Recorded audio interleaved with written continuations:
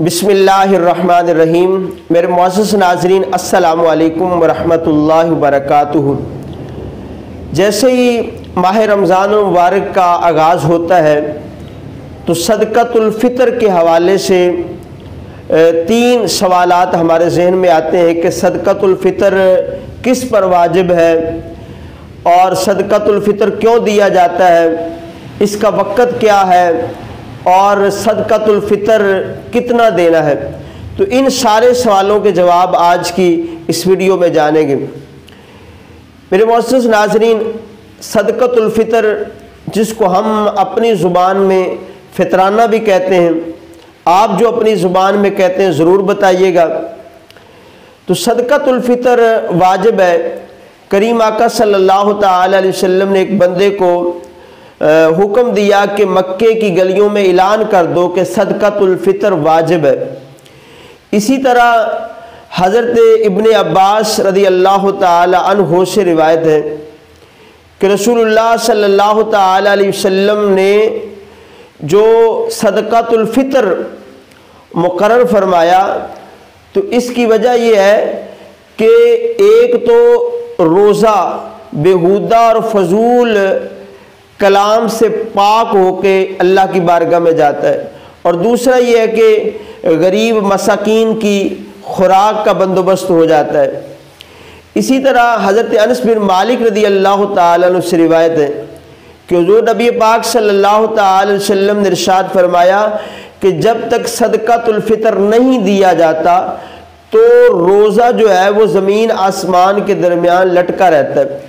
तो इसलिए सदक़तुल फ़ितर यानी फ़ितराना, इसको रमज़ानुल मुबारक में ज़रूर अदा करें।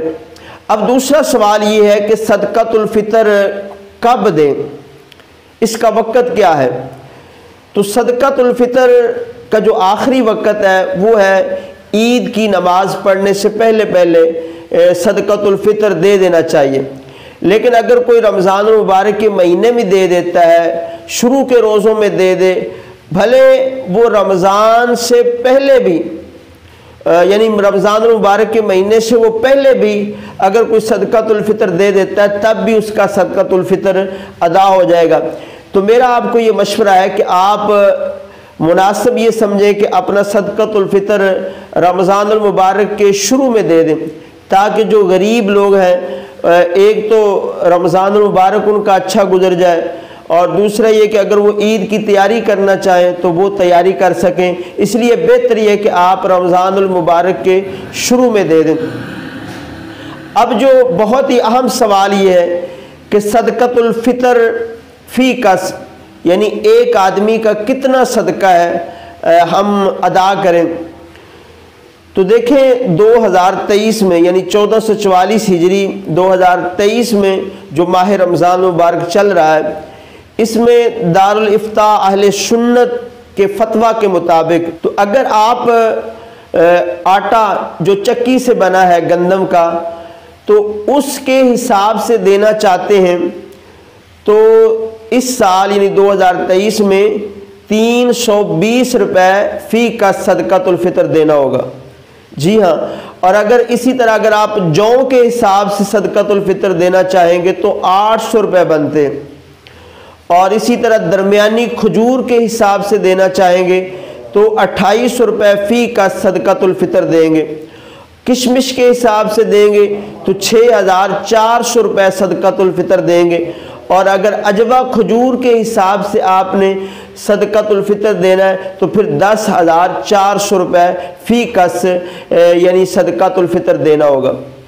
तो ज़्यादातर लोग गंदम के हिसाब से देते हैं। अगर आप गंदम के हिसाब से देना चाहते हैं तो 320 रुपये फ़ी कस यानी घर के अंदर जितने भी फ़र्द हैं, चाहे वो एक दिन का बच्चा या 100 साल का बूढ़ा है, तो उसका हिसाब लगा के आप सदक़तुल फ़ितर दे दें। अगर तो आप साहिब हैसियत हैं तो कोशिश करें कि जो ज़्यादा मिक़दार वाला सदक़तुल फ़ितर है वो दें, इसमें सवाब भी ज़्यादा होगा और फिर गरीबों का भला भी होगा।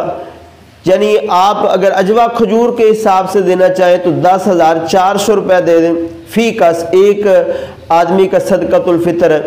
तो खजूर के हिसाब से देना चाहें تو آپ 2800 روپے، اور اسی طرح کشمش کے حساب سے اگر آپ دینا چاہیں تو 6400 روپے، گندم کے حساب سے 320 روپے صدقۃ الفطر ادا کریں تو انشاءاللہ تعالی روزہ پاک صاف ہو کے اللہ کی بارگاہ میں جاتا ہے۔ اگر کوئی سوال ہو تو ضرور کمنٹس میں بتائیے گا، آپ کو ریپلائی ضرور ہوگا۔ جزاک اللہ خیر۔